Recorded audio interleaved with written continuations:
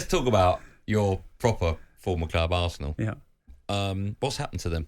Because there was a time, certainly at the beginning of the season, top of the Premier League, on the back of nearly winning it last season, and a lot of Arsenal fans, including Bentley, thought they've got more than a good chance of winning it. They still might win it, but they don't look like one of the favourites at the moment. It's Man City and then Liverpool, and their season's not been great so far. From the beginning, I always said that I would love Arsenal, win the Premier League, but I think it won't be this year, because I think the gap for the last couple of years was so important between them and, for example, Manchester City, because they are the reference.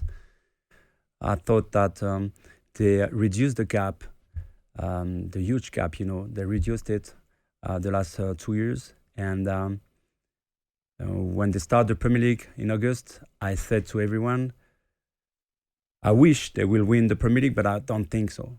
I don't think so. Why? Because they have quality players, but now they're going to play Champions League game. It takes a lot of energy, and they will have to compete as well in the rotation of the team.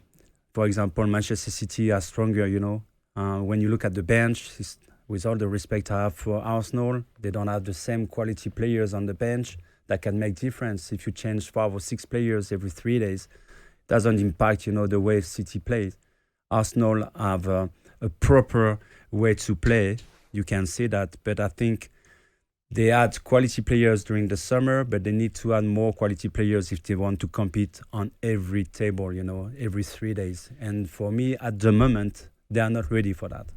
Emmanuel, you said they're not ready for that, and it looks like it this season because they compete in Champions League and the league form's dropping a bit. How long do you think it will take for them to be competing properly with Manchester City?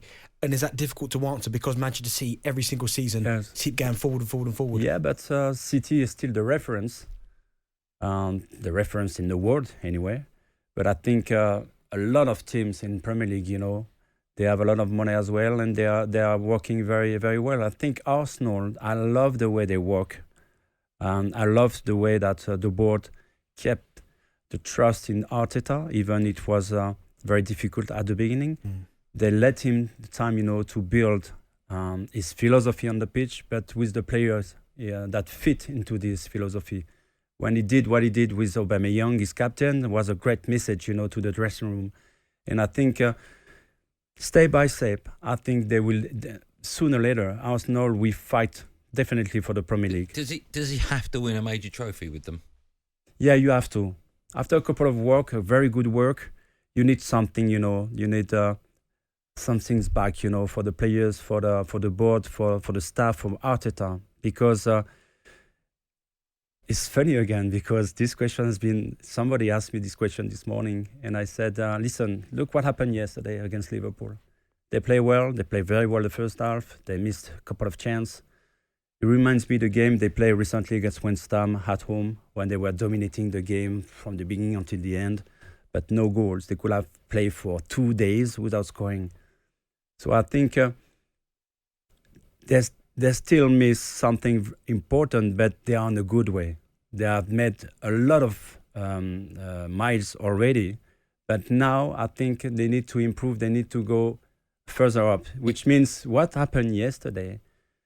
It could be hard for Arteta, to explain to their players, we have to keep the way we're playing, but we don't score, and we are not winning games. It's been one game in 7 games? Yeah. They won.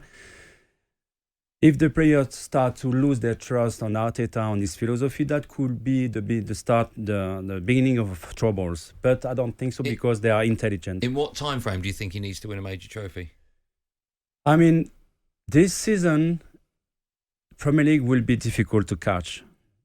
I don't think they will be able to catch the Champions League. So they're out of the FA Cup. What else? Nothing. Yeah.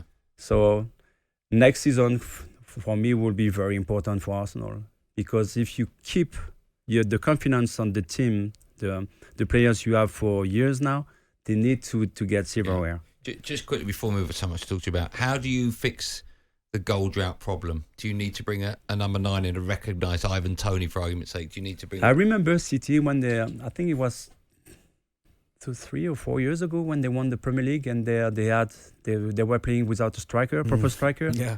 And they had probably 6 or 7 players that could score between 10 and 15 goals per season. they have few players at Arsenal that can score between 10 and 15 goals. But Arsenal is not City. I know that sometimes it looks like City, the way they try to play, but they don't have the same players. So definitely, if you want to win silverware, big competition, you can see that at the end of the season, at every table, you always have the best striker on top of it that represent the winner of the championship or the Champions League. Yeah. Simple as that. Okay. Just finally, do you think Arsenal will get top 10 this season? Honestly. No, come on. Honestly, every day. Come on. Every day I put up with this. And every day bites. talkSPORT Drive. Super opinionated sporting debate. Monday to Friday afternoon from 4 on AM, on DAB, via the talkSPORT app and on your smart speaker. talkSPORT.